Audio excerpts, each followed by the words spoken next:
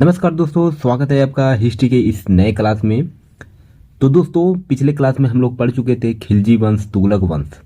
तो इसमें से अब आता है नेक्स्ट, जो दिल्ली की सल्तनत पर बैठता है वो सैयद वंश चलता है, जो 1451 तक इसका टाइम पीरियड रहता है।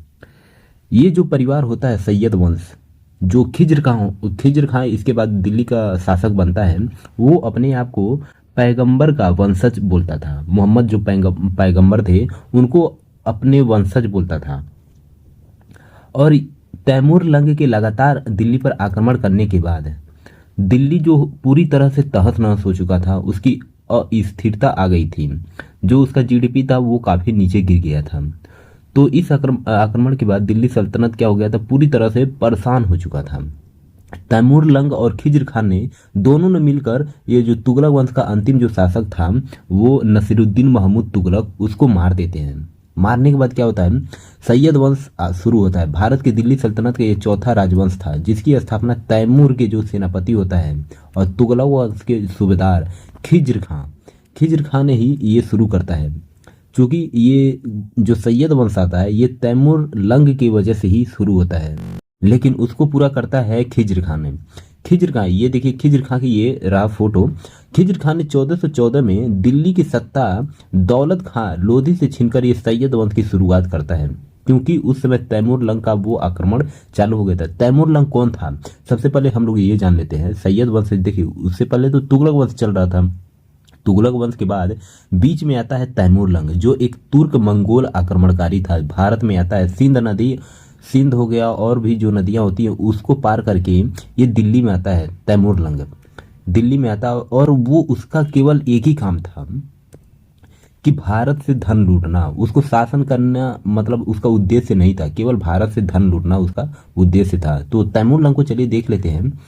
ये रहा तैमूर लंग, जो कि ये आता है 1320 से 1405 तक, ये इसका टाइम पीरियड होता है भारत में। ये तुर्क मंगोल विजेता होता है और इसका जो सेनापति था ये इसका खिज्र खां था, जिसने तैमूरी साम्राज्य की स्थापना करता है। ये जो तैमूर लंग होता है ये तैमूरी साम्राज्य की स्थापना करता है। भारत के इतिहास में देखें तो तैमूर लंग का सबसे जो प्रमुख घटना होता है वो 1398 ईस्वी में दिल्ली पर आक्रमण करता है। और उस समय दिल्ली पर नसरुद्दीन महमूद तुगलक बैठा रहता है। दिल्ली पर आक्रमण करने के समय दिल्ली की अंतिम तुगलक वंश सुल्तान महमूद शाह तुगलक की सेना को ये हरा देता है। सुल्तान महमूद शाह तुगलक की ये सेना को हरा देता है और ये लूटपाट की संपत्ति को लेकर वापस समरकंद चला जाता है। ये समरकंद, इसका उद्देश्य भारत में शासन करना नहीं होता, बल्कि केवल लूटपाट, धन लूटना हो गया, नरसंहार। ये उस टाइम इतना नरसंहार कर दिया था कि जो दिल्ली सल्तनत था काफी हिल गया था, उसकी जीडीपी गिर गई थी, लोग परेशान हो गए थे, तहस नहस हो गए थे। ये इतनी भारी सेना में ये दिल्ली पर आक्रमण उस समय किया था। तो अब तैमूर लंग के बाद देखते हैं कि जो दिल्ली सल्तनत पर जितने भी शासक बैठे, दिल्ली की गद्दी पर बैठते हैं, तो वो उनमें से 4 ऐसे शासक होते हैं जो सैयद वंश के टाइम में दिल्ली के गद्दी पर बैठते हैं। खिज्र खां, मुबारक शाह, मोहम्मद शाह, अलाउद्दीन आलम शाह। तो सबको एक एक करके हम लोग पढ़ेंगे और देखेंगे इसका, क्योंकि ये जो सैयद वंश है ना काफ़ी छोटा है और इसका टाइम पीरियड, तो ये वीडियो में जल्दी ही कवर हो जाएगा। तो चलिए देखते हैं खिज्र खां। खिज्र खां को सैयद वंश का संस्थापक भी बोला जाता है। खिज्र खां को सैयद वंश का संस्थापक भी बोला जाता है।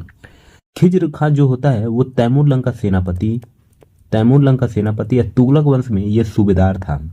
क्योंकि सूबेदार तो ये जब तैमूर लंग ने इसको सूबेदार बनाया था, जब भारत में वो आक्रमण किया तो काफी तहस नहस करने के बाद वो लूटपाट करता रहा। दिल्ली का सूबेदार किसको, खिज्र खां को बनाता है तैमूर लंग ने।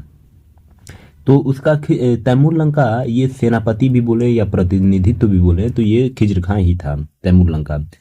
खिज्र खां जो होता है कभी खुद को दिल्ली का सुल्तान घोषित नहीं करता है। दिल्ली का सुल्तान कभी घोषित नहीं किया था, क्योंकि ये तैमूर लंग के अधीन ही काम करता था। तैमूर लंग जो भी आदेश देता था ये उस आदेश का पालन करता था। लेकिन ऐसे सैयद वंश में इसका एक दिल्ली के गद्दी पर ये केवल बैठा रहता है। तो वैसे तैमूर लंग जो होता है ये अपने आप को मोहम्मद पैगंबर का वंशज बताता था। पैगंबर का वंशज ये बताता था। जो खिज्र खां होता है ये अपने आप को एक उपाधि दिया था खिज्र खां, वो था रैयत रैयत ए आला। ये आला खिज्र खां अपने आप को ये उपाधि दिया था रैयत ए आला, मतलब जागीरदार। और जागीरदार किसके प्रति था ये जागीरदार तैमूर लंग का था।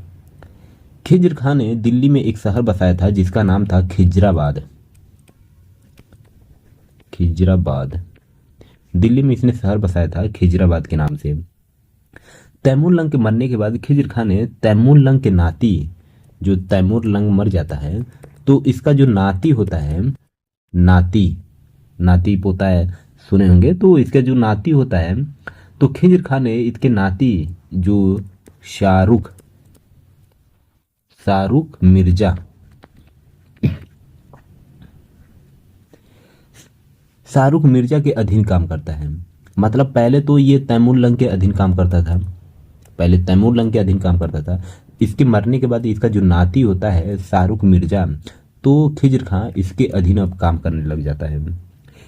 खिज्र खां ने शाहरुख मिर्जा को प्रति 1 लाख टैक्स भेजता था समरकंद में। 1 लाख टैक्स ये भेजता था। तो शासन कहाँ कर रहा था? दिल्ली में शासन कर रहा था और टैक्स भेज रहा था समरकंद में। तो ये हर साल, ये पर ईयर की बात हो रही है, पर ईयर की, ये हर साल 1 लाख टैक्स भेजता था। और उस जमाने में 1 लाख बहुत, यानी करोड़ों का भाव वो होता था उस टाइम में। खिज्र खां की मौत जो होती है 20 मई 1421 में हो जाती है। और इसके बाद दिल्ली का जो अगला शासक बनता है, दिल्ली के गद्दी पर जो बैठता है, खिज्र खां का जो पुत्र होता है मुबारक शाह। तो दिल्ली का जो अगला शासक बनता है वो होता है मुबारक शाह। मुबारक शाह को देख लेते हैं। मुबारक शाह जो होता है इसका जो टाइम पीरियड 1421 से 1434, ये टाइम इसका याद कर लीजिएगा डेट। खिज्र खां के मरने के बाद दिल्ली का जो सत्ता होता है ये अपने हाथों में ले लेता है। ये खिज्र खां इसके पिता होते हैं। ये अपने पिता के विपरीत काम करता था। मतलब इसका जो फादर था वो अपने को दिल्ली का सुल्तान कभी घोषित नहीं किया था, लेकिन ये अपने को दिल्ली का सुल्तान तुरंत घोषित कर लेता है। मतलब दिल्ली का सुल्तान इसका पिता तो नहीं करता है, लेकिन ये दिल्ली का सुल्तान अपने आप को घोषित कर लेता है। और ये अपने आप को अपने सिक्कों में मुइजुद्दीन मुबारक शाह के रूप में लिखवाता था। ये अपने आप को सिक्कों के रूप में, जो सिक्का ये चलवाता था उस सिक्का में अपना नाम जो होता था उसमें मुइजुद्दीन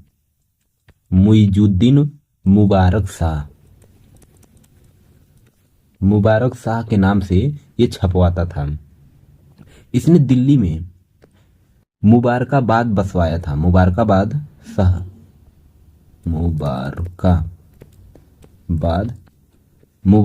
शहर बसवाया था दिल्ली में। इसके मरने के बाद जो इसका पुत्र कौन था? आलम शाह। वो दिल्ली का अगला सुल्तान बनता है। तो दिल्ली का अगला सुल्तान आलम शाह बनता है। चूंकि इसका जो हिस्ट्री है सैयद वंश में, मुबारक शाह हो गया, मोहम्मद शाह हो गया, आलम शाह हो गया, इन लोगों का हिस्ट्री मतलब उतना कुछ काम नहीं था, ज़्यादा काम नहीं किए थे लोग, तो इन लोग का हिस्ट्री जो होता है बहुत ही कम है। तो क्योंकि 1414 से 1451 तक की इनकी हिस्ट्री है, तो इसलिए ज़्यादा हमको ये पढ़ने को नहीं मिलता है। तो अगला जो शासक बनता है वो मोहम्मद शाह। इसने अपने मृत्यु से पहले, मतलब मरने से पहले ही एक उत्तराधिकारी घोषित कर दिया था, जो इसका पुत्र था आलम शाह। मोहम्मद शाह का पुत्र कौन था? आलम शाह। मरने से पहले इसको उत्तराधिकारी घोषित कर दिया था।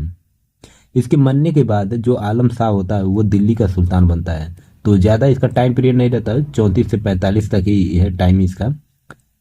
तो क्या ही काम करेगा इसमें। तो अगला शासक जो बनता है आलम शाह। आलम शाह ये सैयद वंश का अंतिम शासक होता है। बोले तो ये अंतिम शासक, ये दिल्ली की गद्दी पर अंतिम शासक बैठने वाला होता है आलम शाह। इसने अपनी मर्जी से 17 अप्रैल 1451 में दिल्ली की गद्दी को त्याग कर ये बदायूं चला जाता है। अपनी मर्जी से चला जाता है, किसी के दबाव में नहीं, और बदायूं चला जाता है और मृत्यु के समय तक वहीं पे रहता है। मतलब ये जाकर बदायूं में बस जाता है। ये दिल्ली की गद्दी को, ये दिल्ली का सुल्तान कभी बनना नहीं चाहता था, इसलिए ये क्या करता है, 14 अप्रैल को 1451 में ये दिल्ली की गद्दी को छोड़कर बदायूं चला जाता है। यूपी में एक जगह है बदायूं, वहां पर चला जाता है। आलम शाह ने बहलोल खान लोदी को दिल्ली का सुल्तान बनाकर चला जाता है। तो बहलोल लोदी को जब ये बदायूं जाता है तो उससे पहले बहलोल लोदी को, इसका जो सेनापति होता है बहलोल लोदी, उसको दिल्ली की गद्दी पर बिठाकर चला जाता है। और इस प्रकार जो अगला शासक बनता है वो होता है बहलोल लोदी, और यही बहलोल लोदी आगे चलकर लोदी वंश की स्थापना करता है। लोदी वंश का स्थापना करता है। तो हम लोग जो अगले चैप्टर में पढ़ेंगे वो है लोदी वंश। तो उम्मीद करता हूँ कि ये वीडियो आपको अच्छा लगा होगा। तो आपसे एक ही चीज का रिक्वेस्ट है कि चैनल को सब्सक्राइब कर लीजिए और वीडियो को लाइक करके अपने दोस्तों के पास शेयर कर दीजिए। तो चलिए मिलते हैं नेक्स्ट लेक्चर में, तब तक के लिए जय हिंद, जय भारत।